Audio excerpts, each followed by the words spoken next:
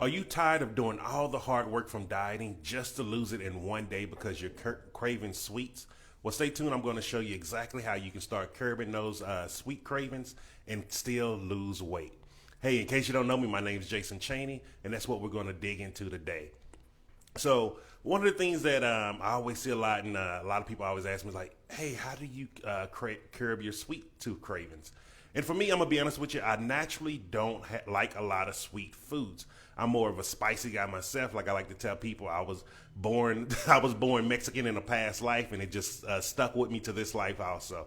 But one of the ways that you can start actually curbing your sweet tooth cravings is very simple, and it's a real easy way that I like to teach clients to do it, and it's by your diet. So one of the things that if you're not familiar with, because I definitely dealing with mental health issues, a lot of that. I've done a lot of studying about things to do, especially how to start training the brain, how to change the brain, and how to start just thinking differently, and how to change our patterns and behaviors. So that's one of the things that I really like to dig deep into. And when I started doing this about 4 years ago, one of the things that came to my attention, thanks to my wife, because she was a clinical social worker, she was telling me about these niacin trials. And so I started reading up in them. I'm like, niacin, because they were using it to help people that was having alcoholic problems and different substance abuse problems, and there was several doctors using it. So as I started researching the stuff and started learning more about it, I found out that niacin is actually in one of our most common based foods, but depending on what type of diet lifestyle you're doing, you're most likely missing it, especially if you're eating the standard American diet, which is a high saturated fat diet. And it actually cuts out a lot of the supercharged foods that we need each and every day to be healthier. So one of the things that you can do when you start having these sweet tooth cravings is eat food. Now, what I mean by this is I want you to eat a very specific food. Eat potatoes. Now, this may sound weird.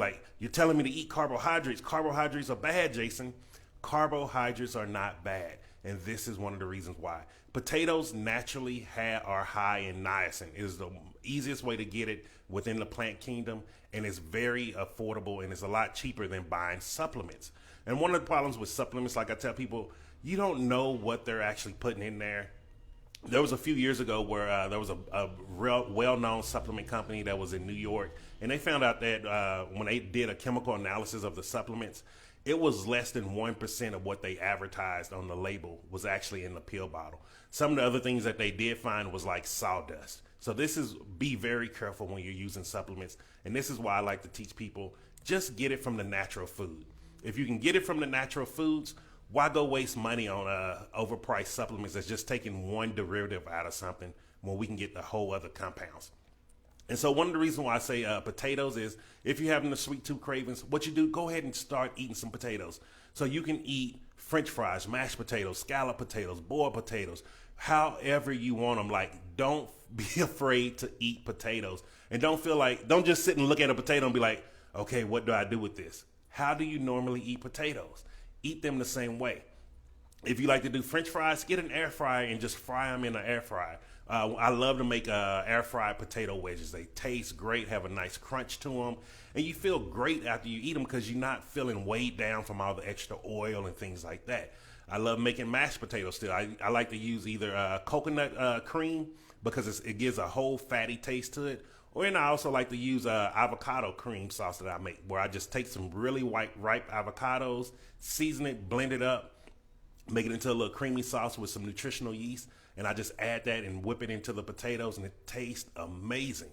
But this is one of the things that you're getting. Not only are you going to get niacin from it, and remember, I like to use the CPC approach, which is the common sense principle of correlation, because I've saw the correlation of niacin helping people with addictions such as alcoholism and other substance abuse issues. Why wouldn't it be able to help with the addiction of sweets? And at the end of the day, the sweets are doing a chemical change to our brain. So instead of saying, oh, well, these people are drug addicts and stuff like that, like, we all have issues. We all are having issues, and there's something chemically changing the brain. So let's approach it from the same principle. And so by doing niacin, you're also, with potatoes, you're also getting 3 other compounds that are really great for brain health. You're getting magnesium, you're getting selenium, you're getting copper, you're getting zinc, you're getting phosphorus. You're getting all of these things in just eating one potato. And so if you could lose weight by actually eating potatoes, be happier, and curb your sweet tooth at the same time, why wouldn't you? So really think about it. Like, how many times have you had the sweet tooth cravings and you went to a potato? Any hands up?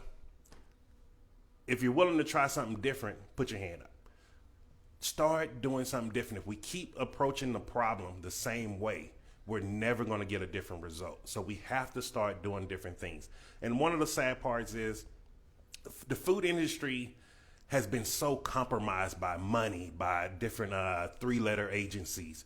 Like, you have to start taking your health into your own hand. We have to start using more common sense principles. We have to start seeing that if we're eating a high saturated fat diet, and majority of us are suffering with obesity, overweight, other lifestyle related issues, maybe we need to start switching from that sad standard American diet and start switching to something that's going to give us life, something that's going to make us happy, something that's going to make us feel great and look great. And one of the ways to do that, I like to tell people, is by doing supercharged foods.